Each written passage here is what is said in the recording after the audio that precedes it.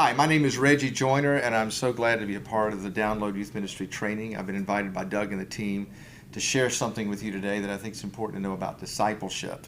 And it's just a privilege to be a part of this. And when I think about what it means for someone to grow in a relationship with Jesus Christ, I go back to a time in my life about 15 years ago when I was with a team of people and they were thinking about starting a church in Atlanta, Georgia. And I know that as a leadership team, we were sitting around a table and we started asking the question, if we're going to start this church, how are we going to help people grow in their relationship with Jesus? And obviously, we all have our different opinions of what that looks like. And as leaders, we're constantly trying to figure out how to help people grow. And so that day, we all talked about our strategies. We talked about methods that we'd seen work in other churches. And as we wrestled with it, all of a sudden, the leader of the team, Andy, asked us this question. What if we started thinking about how we grew as Christians? What were the things in our life that caused us to grow in our relationship with Jesus? I don't know, maybe you're sitting there and you're listening as a leader right now, and this is a question that we would love for you to think about. As you go back and you look at your life, what are the things that caused you to grow spiritually, and what are the things that caused you to become closer in your relationship with Jesus? And at the end of the day, there are these defining moments, if you think about, that were catalytic in causing you to grow spiritually. And so what we did that day was a very simple exercise. We wrote down on a bunch of index cards our defining moments, our stories, things that had happened in our life that had moved us from understanding something about God to a different level of that understanding. And something interesting happened in that meeting. As we all put our cards around the table and we started telling our stories, we realized that in each one of our stories, the patterns were the same. That although the sequence was different, and although we'd all had very different experiences in our life, that there was something in all of our stories that seemed to reek similar. And for example, here's some of the things I wrote down that day. I wrote down how when I was 8 years old and I was walking through a farmhouse where the aunt who raised my mom lived, I was walking through her bedroom one night and I heard her pray. And I don't know, as an 8-year-old, I'd ever listened to an adult pray, but that particular day I was listening to this older lady who had never married, who was a Methodist Sunday school teacher who'd raised my mom, kneel beside her bed, and I listened to her talk to God about me.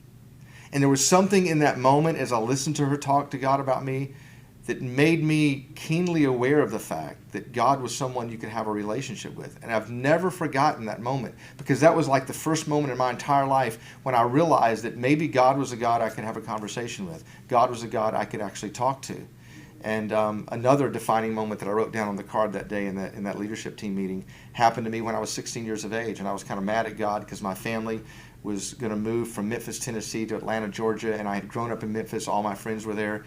And there was this one moment where I was really, really bitter, and there was a leader in my life, a student pastor leader who leaned into me at that time, and she said to me, I've been praying for you, and I feel like God has a special plan and a purpose for your life. And I know this move is hard, but I just have this sense that God's going to do something with your life. And I can't even explain to you how at the moment when she said that, it didn't mean anything at all because I was so mad at God, until about 6 months later when I was in the new city. And I was walking around a lake one night, and I kept thinking about what she said. And so finally I just decided to go, okay, God, if there really is a purpose and you really do have a plan, could you let me in on that, because I would like to know that. So her words had been a defining moment in my life. And I would fast forward to when I was a senior in high school, and a friend of mine challenged me to memorize the book of James with him. And we did this routine where we would walk around the neighborhood every morning and take passages from the book of James. That's why even today all my theology really comes back to the book of James, because this friend of mine had encouraged me to memorize scripture. And so I wrote that down on a card. Those were 3 of the defining moments. Then I also wrote down another defining moment when I was 30 years old, and a friend of mine who I had known in high school and known in college, I'd watched him become a Christian, actually because of a series of events took his life. And it was just this tragic moment in my life, and I had to do his funeral. And I was looking through his letter that he left for all of us to read, and reading it that night of his death. And all of a sudden, I started seeing some things about church and about Christianity, about faith, that challenged me kind of in a unique way to rethink everything I'd done. And it was actually a few months later that I launched out with a team of people to start a different kind of church, almost in relationship to this friend of mine's death. So again, I wrote this defining moment on this card. And the interesting thing that happened that day is we all took our cards and our stories and we laid them out on the table, and we realized that every one of the cards we had written, every defining moment we had written, came back to one of 5 things. And it's interesting when we think about how people grow in their relationship with Jesus. That there are patterns in your life and in my life that if we were to say, okay, how does somebody grow spiritually? We could come back to these 5 things, because, and see if this rings true in your own life as a leader. One of the things we would say would be a catalyst for spiritual growth is a life-changing truth. Something someone says that is a truth, it's something they teach, it's something they preach, but when they explain it in a way you've never heard, there's like this light bulb that comes on, and you see something in a way you've never seen it before. Because I could have asked the question at the beginning of this training like this: what are the truths that once someone explained them, helped you grow spiritually in a way you'd never grown before? So we have this category. One of the 5 things that we think causes spiritual growth is this idea of truth and how we explain truth. Another one of the patterns that showed up that day when we looked at all of our cards and stories was the idea of significant relationships. For every one of my defining moments, for every one of the pieces of my story, there was a name attached to it. See, again, I could have asked this question when we started off in this training. I could have said, would you stop for a minute and make a list of the people who showed up just at the right time in a significant way to help you grow? Because most of us have a short list of people who've impacted and infected our life in a way to help us grow spiritually. There was another thing that showed up in all of our stories. It's the idea of spiritual disciplines. It's interesting that a lot of us can point to a time when someone encouraged us to memorize a passage of Scripture, or they prayed with us. And in those spiritual disciplines, because someone taught us how to pray or taught us how to read our Bible, we grew closer to God in a way that we would have never been before. And then there's a 4th category, and I love to talk to this category about leaders who work with teenagers all the time, because it's the idea of personal ministry.